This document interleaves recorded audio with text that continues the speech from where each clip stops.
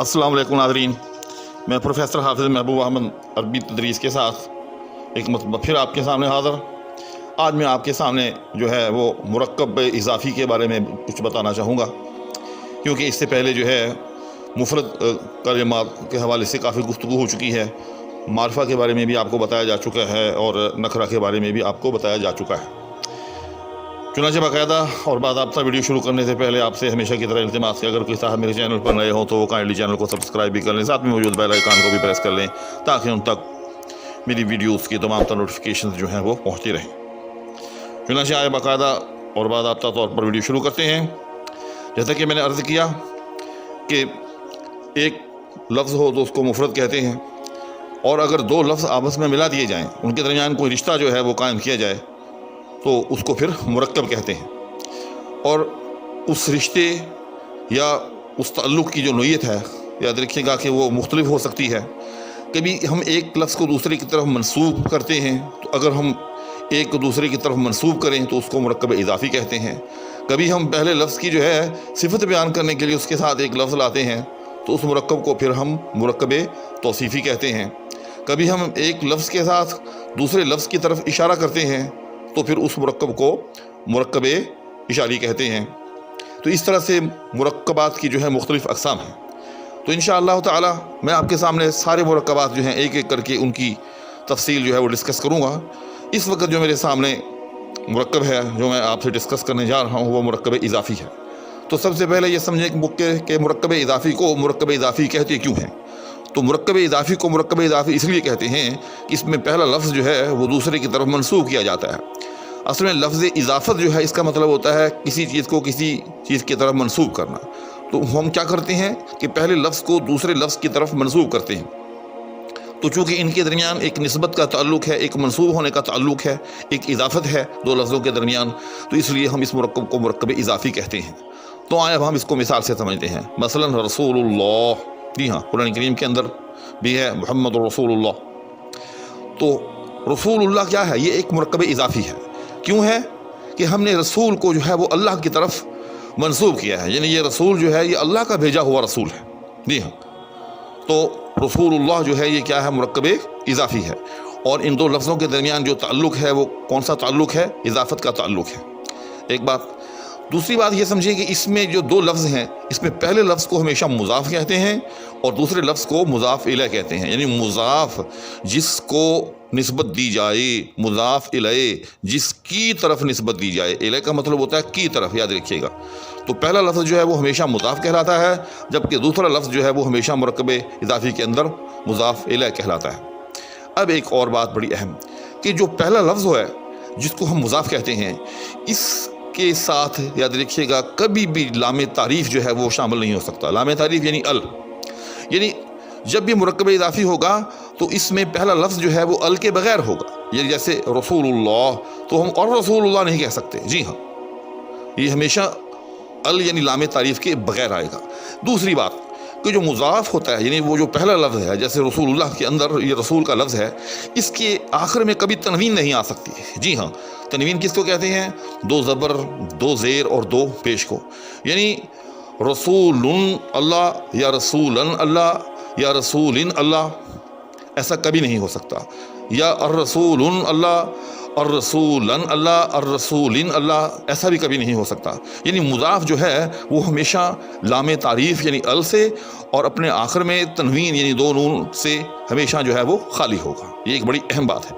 दूसरी एक और बात याद रखिएगा कि जो मुज़ाफ़ इलैह जो होता है, यानी वो जो दूसरा लफ्ज़ है, उसके नीचे हमेशा ज़ेर आएगी। जी हाँ, यानी रसूलुल्लाह, रसूलुल्लाही, ये तो वैसे मैं पढ़ रहा हूँ इसलिए रसूलुल्लाह कह रहा हूँ, लेकिन अगर हम इसको लिखेंगे तो अल्लाह की नीचे हमेशा क्या आएगी? ज़ेर आएगी। जी हाँ, यानी जो मुज़ाफ़ इलैह है वो हमेशा मजरूर होगा। मजरूर कहते हैं जिसको नीचे ज़ेर हो। एक और बात कि वो जो मुज़ाफ़ है, जो शुरू का लफ्ज़ है, जैसे रसूलुल्लाह इस मुरक्कब के अंदर, इसका इराब फिर क्या होगा? तो याद रखिएगा कि जो मुज़ाफ़ होता है इस पर तीनों किस्म के इराब आ सकते हैं। इस पर पेश भी आ सकती है, इस पर ज़बर भी आ सकती है, इसके नीचे ज़ेर भी आ सकती है। यानी ये मरफू भी हो सकता है, मंसूब भी हो सकता है और मजरूर भी हो सकता है। और ये कैसे? इसका ताल्लुक़ जो है वो मुज़ाफ़ से पहले आने वाले लफ्ज़ के साथ होता है। یعنی مضاف سے پہلے جو بھی لفظ ہوگا اس کا جو تقاضا ہوگا اس کے مطابق مضاف پر پیش یا زبر یا زیر آئے گی. اس کو عربی کی اصطلاح میں عامل کہتے ہیں. یعنی مضاف سے پہلے آنے والا جو بھی عامل ہے، جو بھی لفظ ہے، اس کا جو تقاضا ہے، اگر اس کا تقاضا یہ ہے اس عامل کا کہ اس کے بعد والا لفظ جو ہے وہ مرفوع ہو تو مضاف پر جو ہے وہ پیش ہوگی. اگر اس کا تقاضا یہ ہے کہ عامل کے بعد آنے والا لفظ جو ہے وہ منصوب ہو تو پھر رسول پر زبر ہوگی. اور اگر عامل کا تقاضا یہ ہے کہ مضاف کے نیچے زیر ہو تو پھر اس کے نیچے زیر ہوگی. آئے میں آپ کو اس کی مثال دیتا ہوں. مثلا رسول اللہ، اب یہاں آپ دیکھ رہے ہیں کہ رسول کے اوپر پیش ہے. اب ہم قرآن کریم سے ہی ایک آیت لے لیتے ہیں، محمد رسول اللہ، یہ قرآن کریم کے اندر ہے 26ویں پارے میں. اب محمد یہ مبتدا ہے، رسول اللہ یہ مرکب جو ہے پورے کا پورا اس کی خبر ہے. اب جو خبر جو ہوتی ہے وہ ہمیشہ جو ہوتی ہے وہ مرفوع ہوتی ہے، اس پر پیش ہوتی ہے. تو چونکہ خبر جو ہے وہ مرفوع ہوتی ہے، اس پر پیش ہوتی ہے، اس لیے رسول کے اوپر ہم نے دیکھا کہ وہ کیا ہے، پیش ہے. اس کے اوپر جو ہے وہ رفع ہے. ٹھیک.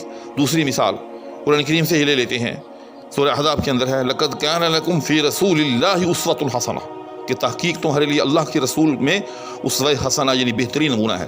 اب آپ دیکھ رہے ہیں کہ یہاں رسول اللہ ہے، لقد کان لکم فی رسول اللہ. جی ہاں، رسول کے نیچے زیر ہے. تو ایسا کیوں ہے؟ ایسا اس لیے ہے کہ یہاں رسول اللہ سے پہلے فی ہے جو کہ ایک حرف جار ہے، جو یہاں کے عامل ہے. اب فی جو ہے وہ جو کہ حرف جار ہے، اس کا تقاضا یہ ہے کہ اس کے بعد جو بھی لفظ آئے وہ مجرور ہو.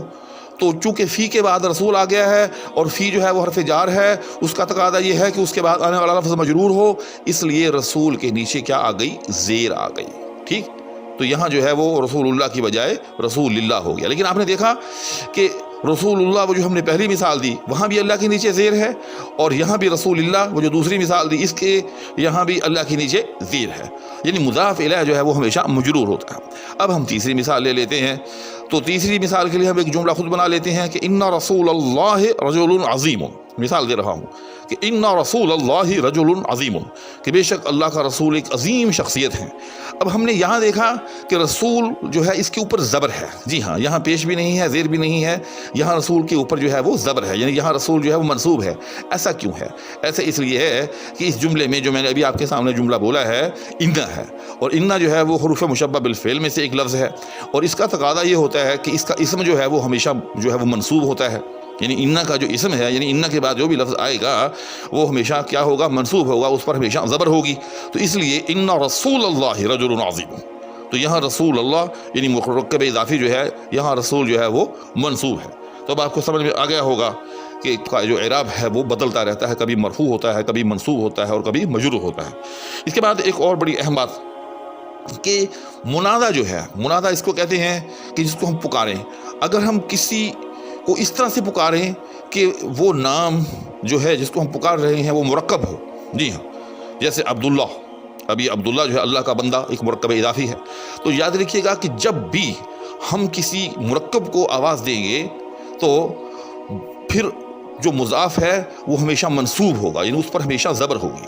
یعنی جب بھی ہم عبداللہ کو پکاریں گے تو ہم یا عبداللہ کہیں گے. جی ہاں، ویسے اس کا ذکر کریں گے کہ عبداللہ ایسا ہے، عبداللہ ایسا ہے، عبداللہ آیا، عبداللہ گیا. ٹھیک. عربی کے اندر تو پھر ہم ہمیشہ عبداللہ یعنی عبد کے اوپر جو ہے وہ پیش ڈالیں گے، عبداللہ کہیں گے. جاء عبداللہ، ذهب عبداللہ، عبداللہ آیا، ذهب عبداللہ، عبداللہ گیا.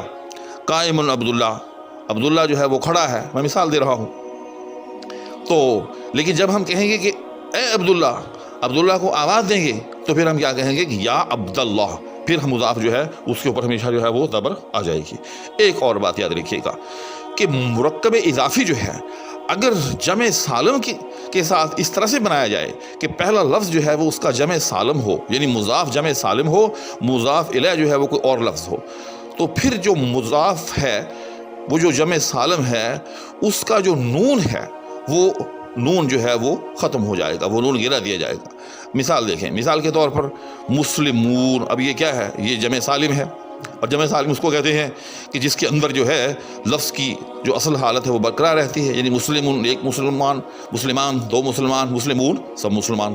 اب ہم اگر یہ کہنا چاہیں کہ مسلمون الپاکستان، میں مثال دے رہا ہوں، تو یہ غلط ہے. جی مسلمون الپاکستان یعنی پاکستان کے مسلمان.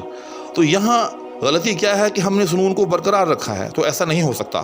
جب بھی جمع سالم کو مرکب اضافی کا حصہ ہم بنائیں اور اس کو مضاف کے طور پر استعمال کریں تو اس کا جو نون ہے وہ درمیان سے گرا دیا جائے گا. تو ہم مسلمون الپاکستان کی بجائے کیا کہیں گے؟ مسلم الپاکستان. جی ہاں، یعنی وہ جو نون ہے درمیان میں سے وہ گرا دیا جائے گا. یہ ایک بڑی اہم بات تھی.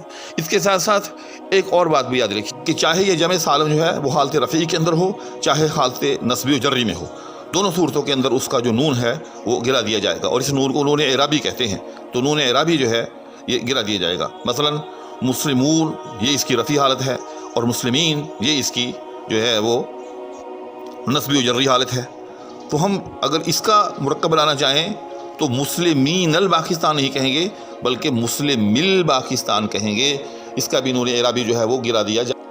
ایک اور بڑی اہم بات یاد رکھیے گا کہ مرکب اضافی جو ہے ایسا نہیں ہے کہ صرف دو لفظوں سے ہی جو ہے وہ بنے. بعض اوقات یہ ہوتا ہے کہ دو تین الفاظ مل کر جو ہے وہ ایک مرکب کی صورت کے اندر ہمیں جو ہے وہ نظر آتے ہیں. جی ہاں، تو پھر کیا ہوگا؟ اس میں ہم یوں کہیں گے کہ ایک لفظ جو ہے وہ بیک وقت جو ہے وہ مضاف بھی ہے اور بیک وقت جو ہے وہ مضاف الیہ بھی ہے. مثال کے طور پر مالک یوم الدین. جی ہاں، جیسے سورہ فاتحہ کے اندر ہے. تو مالک یوم الدین، اب اس میں سب سے پہلے دو لفظ لے لیں، مالک یوم. جی ہاں، تو مالک یوم، دن کا مالک. تو مالک کیا ہے؟ یہ مضاف ہے، اور یوم کیا ہے؟ یہ مضاف الیہ ہے. تو مالک یوم یہ کیا بن گیا؟ مرکب اضافی بن گیا. اب تھوڑا سا آگے چلیں، مالک یوم الدین. ٹھیک، اب یوم الدین جو ہے یعنی قیامت کا دن، روز جزا کا دن، یہ از خود جو ہے ایک مرکب اضافی ہے. یوم اس کے اندر کیا ہے؟ مضاف ہے، اور دین اس کے اندر کیا ہے؟ مضاف الیہ ہے. تو مضاف اور مضاف الیہ ملنے سے یہ کیا بن گیا؟ مرکب اضافی بن گیا. اب آپ نے دیکھا کہ یوم کا جو لفظ ہے وہ مالک یوم کے اعتبار سے جو ہے وہ مضاف الیہ ہے، اور یوم الدین کے اعتبار سے جو ہے وہ مضاف ہے. جی، اس طرح سے ایک لفظ جو ہے ایک ہی وقت کے اندر مضاف بھی ہو سکتا ہے اور مضاف الیہ بھی ہو سکتا ہے. تو یہ بڑا اہم جو ہے وہ ٹاپک ہے، یہ بہت اہم حصہ ہے. عربی زبان کی جو ہے یوں سمجھ لیں کہ اکثر و بیشتر جو کنسٹرکشن ہوتی ہے اس کے اندر مرکبات کا بہت عمل دخل ہوتا ہے، اور مرکبات کے اندر سے پھر جو مرکب اضافی ہے یہ ایک بڑا ہی اہم مرکب ہے. تو آج کی اس نشست کے اندر آپ کے ساتھ مرکب اضافی کو ڈسکس کیا گیا. انشاءاللہ العزیز اگلی نشست کے اندر آپ کے ساتھ جو ہے مرکب توصیفی کو ڈسکس کیا جائے گا. میرے چینل کے ساتھ جڑے رہیں، میرے ہر ویڈیو کو جو ہے وہ آخر تک دیکھیں. جی ہاں، یاد رکھیے گا کہ اگر آپ سیکھنا چاہتے ہیں، کچھ حاصل کرنا چاہتے ہیں، تو پھر ایسا نہ کریں کہ ویڈیو کو ٹچ کر کے گزر جائیں. نہیں، ویڈیو کو جو ہے شروع سے لے کر آخر تک دیکھیں. اس دعا کے ساتھ کہ اللہ تعالیٰ آپ کو ہمیشہ اپنے حفظ و امان میں رکھے، اپنی سلامتی میں رکھے، آپ سے اجازت چاہوں گا. اللہ حافظ.